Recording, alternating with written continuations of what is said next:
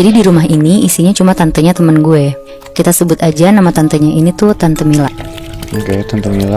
Kenapa dia tinggal sendiri? Karena dia tuh udah pisah sama suaminya dari lama. Dan anak-anaknya semua ngerantau ke Jakarta. Sekitar tahun 2017, temen gue namanya Nisa. Dia tuh seumuran sama gue, Moebi. Dia tuh mudik ke rumah Tante Mila. Nisa cuma berdua sama bapaknya.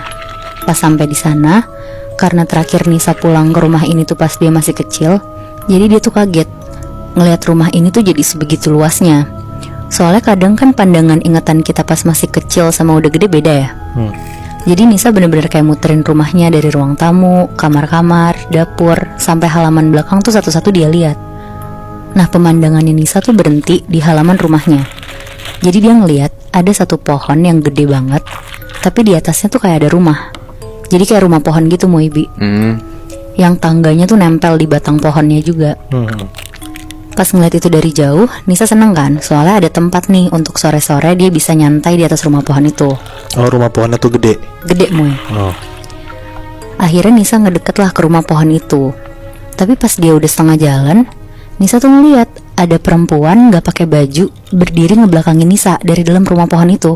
Hah? Dia bisa ngeliat karena dia tuh masih setengah jalan gitu buat nyampe ke pohon itu. Dan rumah pohonnya tuh kayak ada space balkon sebelum masuk ke rumahnya ini. Iya. Jadi karena kaget dia refleks balik badan terus lari ke arah rumahnya. Nisa tuh di sini kagetnya tuh bukan karena setan atau gimana, tapi dia tuh mikir takutnya itu siapa yang nggak tahu ada tamu di rumah Tante Mila. Akhirnya dia masuklah ke dalam buat nanya ke Tante Mila langsung.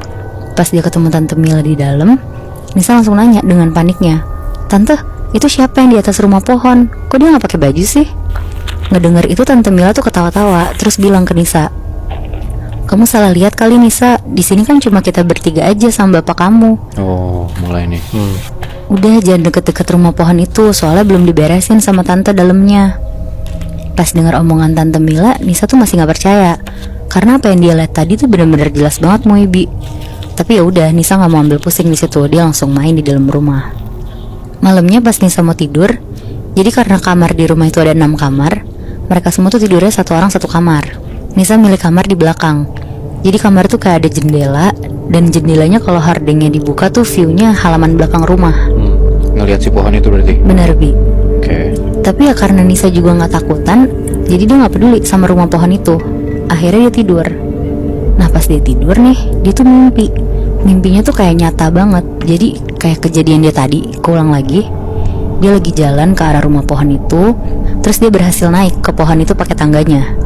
Dan pas dia naik, Nisa ngeliat banyak darah di kayu rumah pohon itu. Terus dia langsung kebangun dari tidurnya. Dan pas kebangun itu tuh udah jam 6 pagi. Jadi akhirnya dia bangun, terus dia penasaran sama rumah pohon itu. Sekitar jam 12 siang, mereka makan nih bertiga di meja makan. Terus Nisa nanya-nanya lah sama Tante Mila, "Tante, awal mula rumah pohon itu gimana? Siapa yang buat?" Terus Tante Mila tuh dengan santai bilang, "Oh, itu udah ada dari buyut-buyut kita dulu. Soalnya kan rumah ini tuh udah ada dari zaman dulu. Tante kan di sini cuma nerusin aja, karena sayang kalau sampai terbengkalai nggak dipakai kan." Oh, berarti dari pas Nisa kecil, pas ke rumah si tantenya itu, memang udah ada rumah pohonnya? Emang udah ada, Moy. Oh, tapi Nisanya lupa kali ada itu. Iya, karena udah lama banget. Oke.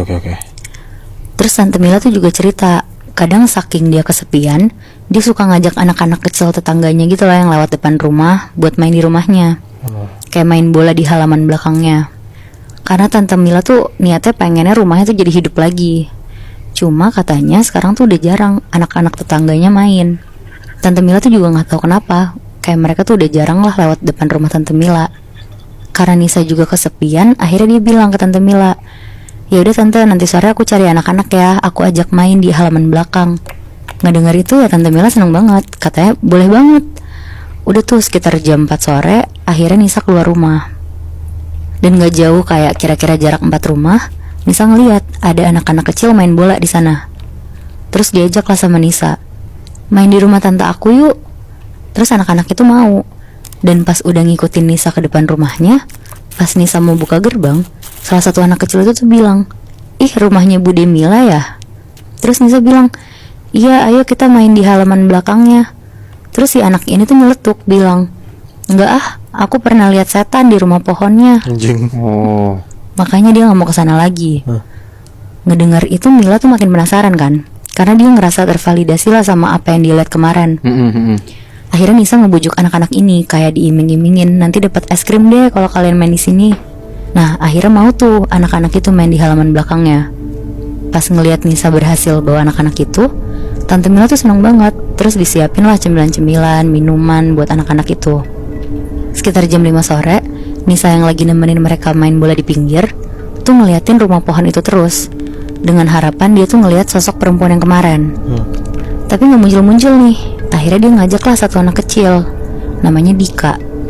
Dia bilang, "Dika, kita nonton bola dari atas rumah pohon yuk, pasti seru." Ngedenger itu ya namanya anak-anak ngeliat rumah pohon kan pasti seneng ya. Dika ini kebetulan salah satu anak yang gak tahu cerita tentang rumah pohon itu.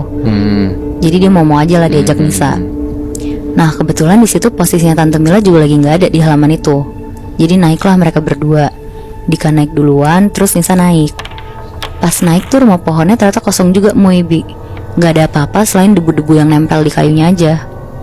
Nisa juga heran kan, kata Tante Mila belum diberesin kan.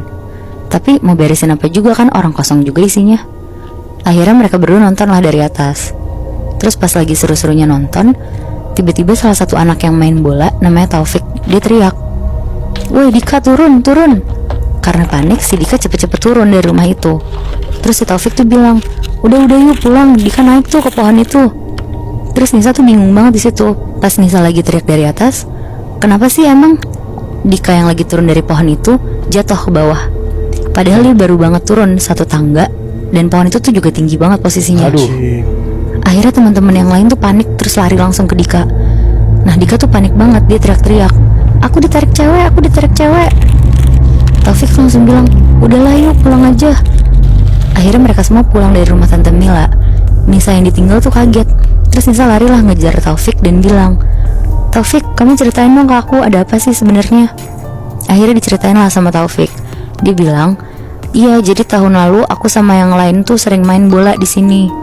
Cuma kita berhenti semenjak teman kita namanya Agung naik ke rumah pohon itu dan dia ngeliat perempuan gak pakai baju berdarah-darah. Terus Agung tuh didorong jatuh ke bawah dari rumah pohon itu. Ya. Setelah pulang dari situ juga Agung langsung sakit-sakitan gak sembuh-sembuh Moebi. Dan katanya ibunya Taufik tuh bilang ke Taufik untuk jangan kesana lagi, karena di tanah bawah rumah pohon itu ada mayat perempuan yang diperkosa, terus dibunuh secara tragis dan dikubur setengah hidup di situ. Anjing. Makanya katanya tetangga-tetangga sebelah rumah Tante Mila tuh semuanya udah pada pindah karena semuanya benar-benar diganggu. Dan Nisa pun nggak tahu sampai sekarang kalau sebenarnya Tante Mila tuh tahu atau enggak kejadian itu. Tapi berarti yang diganggu sama sosok orang nggak pakai baju itu emang anak-anak kecil doang itu berarti ya, Nat? Iya bener Moy, anak-anak kecil sama orang-orang kayak tamunya Tante Mila. Oh, tapi si Nisa untung nggak diganggu ya, cuma ngeliat doang kan? Iya, dia kalau si Nisa cuma ditampakin doang untungnya. Bentar deh, ini tahun 2017. Iya bener Bi. Terus Tante Mila di situ dari tahun? Tante Mila tuh di sana tinggal dari dia lahir Bi. Jadi Dari kan lahir. emang nerusin dari buyut-buyutnya kan. Oh berarti udah, taruhlah Tante Mila umurnya 40-an ya? 50-an, Bi. 50-an. Berarti udah 50 tahun yang lalu. Sebelum itu ada kejadian cewek diperkosa di halaman belakang itu. Bener Bi. Anjing serem banget, berarti udah lama banget ya Moy. Apa jangan-jangan korban yang perkosa itu adalah keluarga dari Tante Mila? Nah bisa jadi sih Moy.